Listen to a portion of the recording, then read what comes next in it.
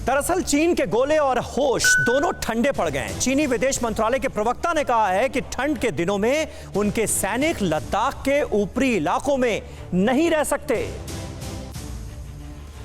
चीन ने टेके घुटने, ठंड में टूट जाएगा ड्रैगन का घमंड।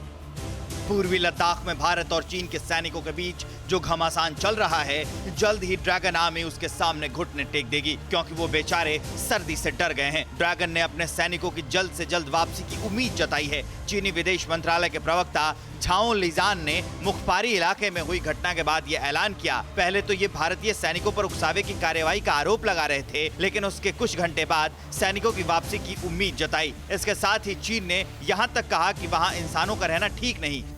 मीडिया ब्रीफिंग में सीमा के हालात के बारे में पूछे जाने पर प्रवक्ता झाओ ने सैनिकों की वापसी के बारे में बातें कही। उन्होंने कहा, हमें अच्छा सोचना चाहिए। हम सभी उम्मीद करते हैं कि हमारे सैनिक अपने शिविर क्षेत्रों में लौटे और सीमावर्ती क्षेत्रों में कोई और टकराव ना हो। आप जानते हैं कि उस जगह बहुत ही बुरी प्राकृतिक स्थिति है और ये 4000 मीटर की ऊंचाई पर है। ठंड में इंसानों का वहां रहना ठीक नहीं है। इसलिए हम उम्मीद करते हैं कि कूटनीतिक और सैन्य माध्यमों के जरिए और जमीनी बातचीत के जरिए हम सैनिकों की जल्द से जल्द वापसी करा सकें। भारत पहले ही एलएसी से पूर्ण वापसी और तनाव खत्म करने के लिए मिलकर काम करने का आह्वान कर चुका है। सीमा पर 4 महीने से चले आ रहे तनाव के बीच यह पहली बार है जब चीन ने पर्वतीय लद्दाख क्षेत्र में भीषण ठंड के चलते बेहद विपरीत परिस्थितियों को आधिकारिक रूप से माना है। इस क्षेत्र में तापमान -30 डिग्री सेल्सियस तक नीचे चला जाता है और ये स्थिति तनाव के चलते क्षेत्र में तैनात किए गए दोनों देशों के हजारों सैनिकों के स्वास्थ्य के लिए खतरनाक है, खासकर पैंगोंग झील के क्षेत्र में, जहाँ दोनों देशों की सेनाएं भारी शस्त्रों के साथ एक दूसरे के सामने खड़ी हैं। तो चीन दरअसल दबाव में है। वो एलएसी पर जो कुछ सोचता है ठीक उसका उल्टा होता है। उम्मीद जताई जा रही है कि कल मॉस्को में एससीओ की मीटिंग में एलएसी को लेकर उसकी सोच कुछ बदलेगी। वो जो कुछ कहेगा उस पर कायम रहेगा।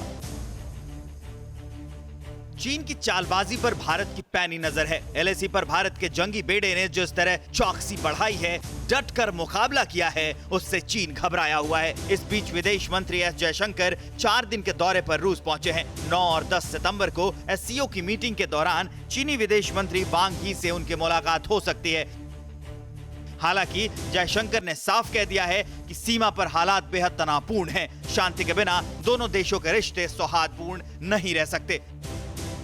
रूस पहुंचने से पहले एस जयशंकर ने मंगलवार को तेहरान में अपने ईरानी समकक्ष जवाद जरीफ के साथ बातचीत की, जिसमें द्विपक्षीय संबंधों और क्षेत्रीय विकास के विभिन्न पहलुओं पर चर्चा की गई। रक्षा मंत्री राजनाथ सिंह ने भी मॉस्को से लौटते वक्त तेहरान में अपने ईरानी समकक्ष से बातचीत की थी। मॉस्को दौरे के बीच रक्षा मंत्री राजनाथ सिंह के साथ चीन के रक्षा मंत्री की बात विफल रही थी। राजनाथ ने चीन को स्पष्ट शब्दों में बता दिया था कि भारत चीन की हर नापाक हरकत का बखूबी जवाब देना जानता है। उन्होंने कहा था कि भारत सभी देशों से मधुर संबंधों का पक्षधर है, लेकिन इसे उसकी कमजोरी नहीं समझा जाना चाहिए। वो किसी भी कीमत पर अपनी अखंडता और संप्रभुता की रक्षा के लिए प्रतिबद्ध है।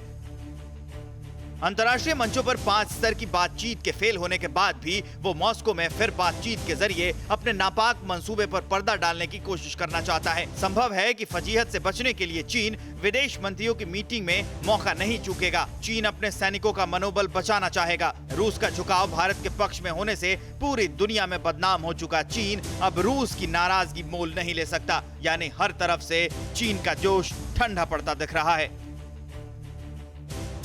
फिक्र आपकी, सोमवार से शुक्रवार रात 9 बजे सिर्फ TV9 भारतवर्ष पर।